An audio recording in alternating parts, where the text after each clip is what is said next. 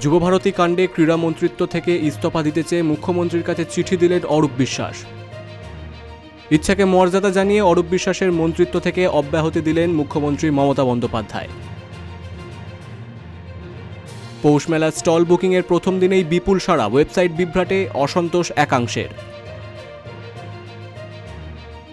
যুবভারতী ঘটনায় show cause DG Rajib Kumar, বিধাননগরের CP Mukesh Kumar. কচ্ছপ পাখি পুষতে বন দফতর থেকে নিতে হবে বিশেষ অনুমতি।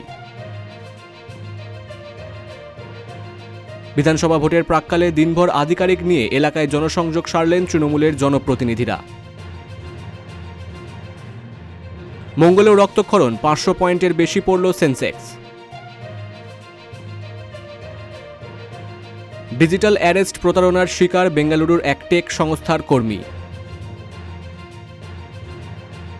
ভারতের হাতে এলো আরও 3টি অ্যাপাচি H-64E হেলিকপ্টার।